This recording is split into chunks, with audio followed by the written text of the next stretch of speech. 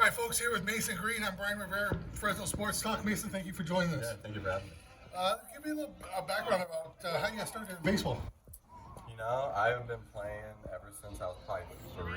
I don't remember this, but the story is my parents tell me was that the age limit was 4 to play in T-ball, so they had to lie about my age to get me to play because I was so young, and I was a younger birthday, so they lied about my age to tell me I could play when I was 3, playing with 4-year-olds. And that was in Topeka, Kansas, playing in the Kinberry League. And that was a long time ago. That was when I lived in Topeka, Kansas. Was born and raised in Topeka. And then about the age of 6 or 7, we moved to Lenexa, Kansas, which is just, Kansas City, like hour north. And, my parents have been there ever since. And, graduated from Olathe Northwest High School. And I played club ball with the National Baseball Academy there. And then, throughout high school, I was a smaller guy. I didn't hit a growth spurt until probably my freshman year of college. I was probably only 5'10", 150 going into maybe my senior year of high school. Threw hard, hard enough. And I didn't have a lot of doing offers, nothing like that. So luckily enough, I wanted to be a professional pilot growing up. That was my major. My mom's an educator, my mom's a teacher, my dad's a civil engineer. So education's a big part of my family. So, that was number one always, was getting your degree and getting that thing. Baseball is always the most important thing for me, but they instilled in me that education is important, education. And so that was a big thing about me going to school, do what I want to do, and, kind of all works out from there. Big school, small school, Central Missouri, I give all props to them for recruiting me early, and I appreciate them, caring about me at a young age and giving me the opportunity to play ball. And I think the rest is kind of history. Yeah, when I was doing my research, I saw that, you were interested in aviation, and you kind of picked Central Missouri for having an aviation background. Is that something you're still really interested in? Yeah, it's something, it's a passion of mine, but, I don't get to go up a whole lot. In high school, I went up a couple times, did a couple lessons, but besides that, I ended up getting on campus at UCM, and, schedules kind of flip. Like most majors, your classes are, in the morning, and you have practice at night, whereas now, for aviation majors, your aviation classes are in the morning, and you fly in the afternoons. You fly in the morning, class in the afternoon. But when you got time for baseball, you don't have time for baseball. So that was quickly overturned to a pretty standard sports management major. But either way, I think one day, done with baseball's all said and done, and my career's over. I think I will go back. I'll go back and do something on my own and do that part of me. Oh, that's cool. Is that the main reason for Central Missouri being your college, or was it? It was that, but it was also the coaching staff there was super. They were all me every step of the way. At an early time, of course, every kid has that dream. I want to play D1 baseball. I want to play for KU. I want to play for KST. You want to play for those hometown schools. And for me, it wasn't about that. It was about I'd always had the dream of playing professional baseball. It wasn't how I got there. It was the ability to put myself in opportunity to do that and work hard enough at any level that you're going to find a way. And Central Missouri told me early, we're going to win. You're going to be a winner, and we're going to instill that in you. And you take those things and you put it together, and you get what you get. Yeah, let's talk about your. Well, first off, Coach Krause. Yeah. How is he as a coach? He is everything everyone says a coach should be and more. And he is a man as a man should be, and he preaches and he acts the way he preaches. Everything is by the book, and you do what you're told, and baseball's played the right way. You focus on yourself, you're not worried about other distant things outside of it. I think the biggest thing is the way that we are taught at UCM is the way you do things outside of the field is how you do things on the field. And that's a big thing all around. I think everybody there he's worried about creating young men, further. He understands that it's not all about baseball, and that's a big thing at Central Missouri is that we work hard on the field, work hard off the field to make it easy. And baseball's simple, and you just get to go out there and have fun. Everything else is stress isn't life for family, stress isn't life for other things outside of baseball. This is the escape, and he instills in that pretty early, and that's a hard thing to do as a head coach, and he does that. Yeah, let's talk about your college career. I saw some pretty amazing stats. Says you were 27-0. Yeah. Is that correct? Yeah, that is correct. That is a record that I don't know will ever be broken at UCM. You know, I had some help along the way. I got out a few jams. I'm sure that I got lucked out a couple times to not get a loss. But you know, that's something that I didn't really think about until like after it was all said and done. To like go back and notice that it's impressive, and it's cool that I got to do that. Yeah, you know, then also opponents only hit 201 against you, and you had a 2.76 ERA. Those are pretty good stats. Yeah.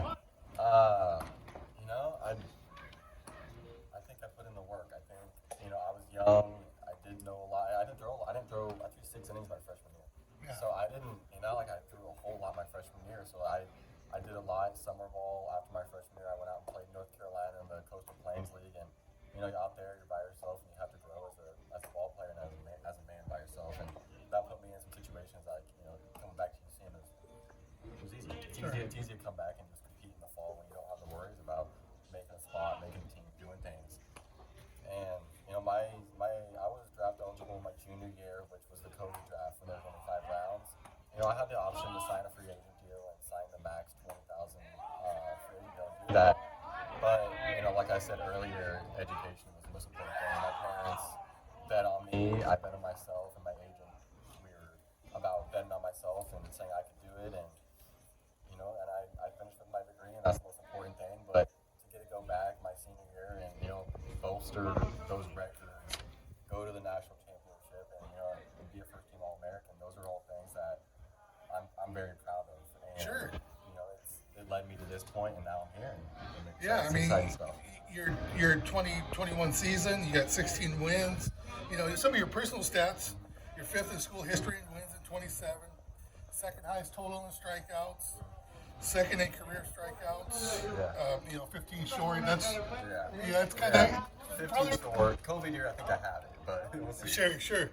You know, 104 innings pitched in a season. That's 6th all time for school. You're the All-American, All-League. That's a pretty good senior season. Yeah, it's special stuff. You know, to get to go back there in the off season, and you know, and when it's all said and done, it all went by so fast. It doesn't feel like you know you accomplish all those things when you're there, but now looking back on it, you're like, that's a lot, and that's cool stuff. But you know, it's fun to look back on that. Sure. And then your draft process. You know, so you drafted in the 12th round by the Rockies. Did you have any? What was your? How was that? Yeah, so like I said, draft eligible COVID year.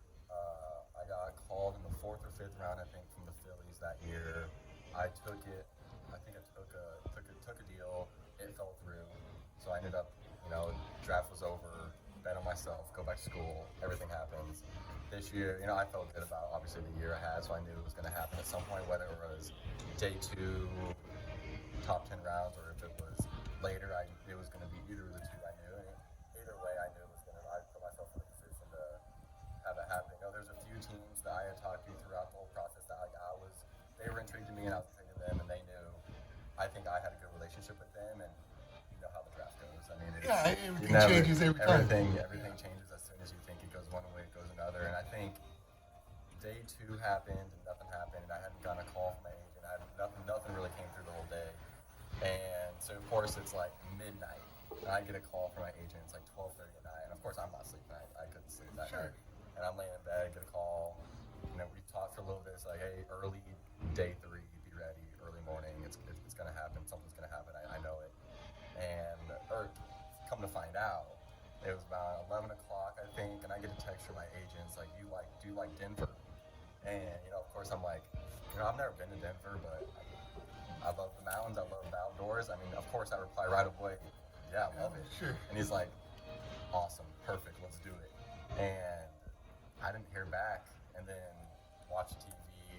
I think the Rockies had a couple more. It was like a couple picks away. I'm watching. I'm like, this could be it. Like, it might happen. Here it goes.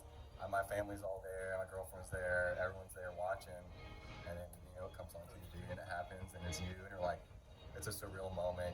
It's something that, like, looking back on, it's like third person, like you're like watching yourself at all. It's kind of a weird, like a movie. Right. But it's an exciting time, and it's cool to, you know, get to see your parents, how emotional they are, and cause I don't think you realize like how invested they truly are. Like financially, they've been invested in you since you were so little, and traveling to all those ball games since you're super little, especially nowadays with all the travel ball circuits.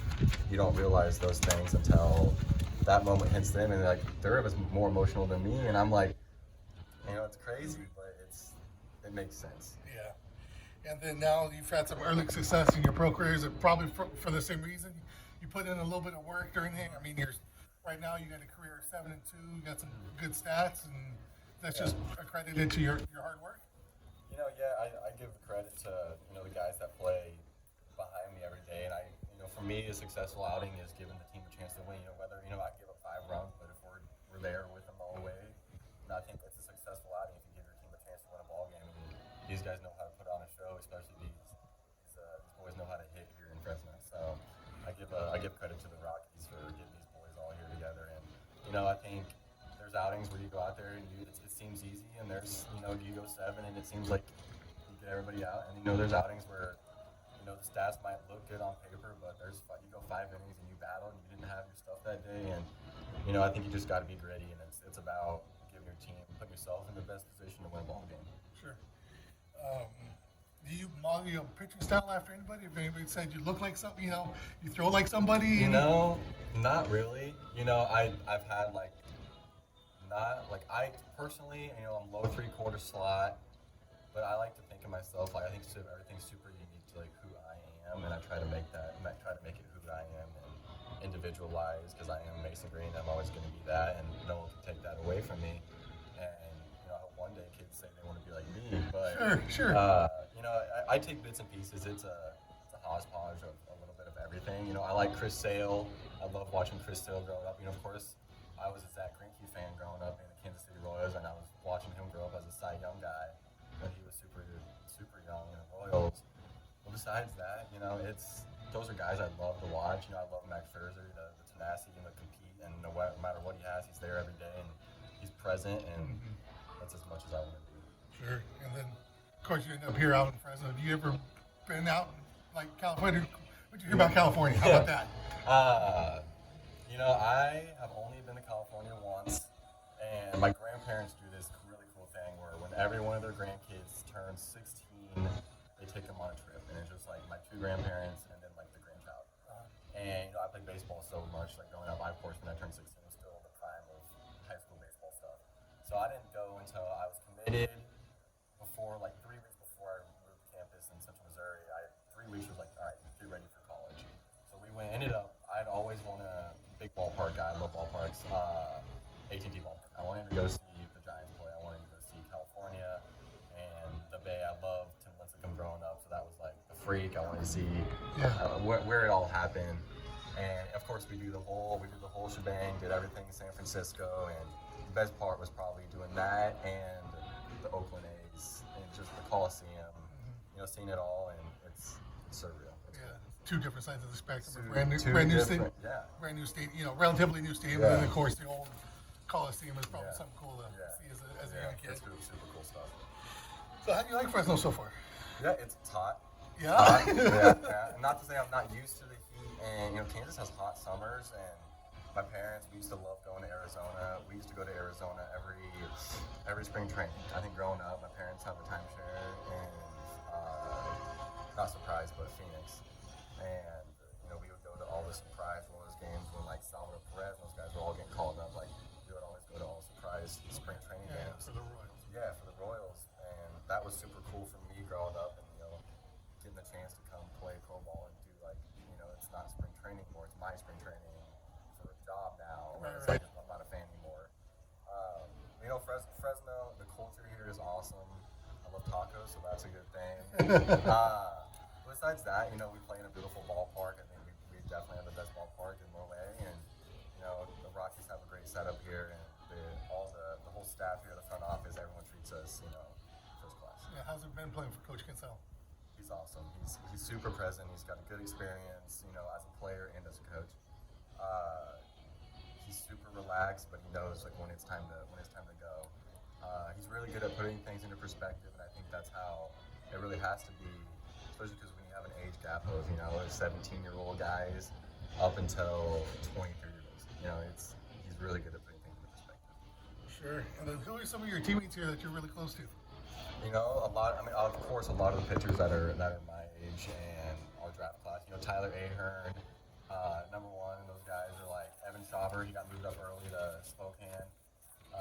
But all those guys like Evan Schauber, Tyler Ross, McKay Brown, Bryce McGowan, like Colin Kafka, Candy.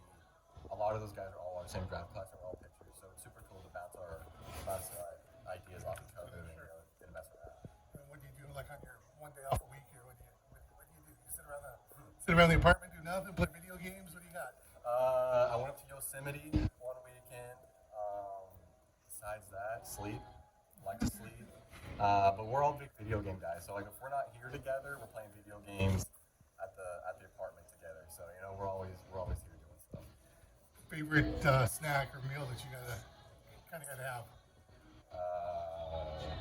You know, I am a steak guy. You know, growing up, no matter what, it's steak and it's steak only. Mashed potatoes and a big ribeye, medium, and a little bit of fat on it. Yeah, I'm a Midwest guy. Yeah. And then what's one thing you can't live without? One thing I can't live without, my Mark Pro. And if you guys don't know what a Mark Pro is, but Mark Pro it's a device that basically, in shorter terms, helps your arm recover better. Okay. So it's a big thing for us, but I carry that thing on me at all times. So that's one thing I can't live without. Yeah. All right. Well, perfect. And that wraps up, folks. Mason, thank you very much. Thank you guys. All right. Appreciate it.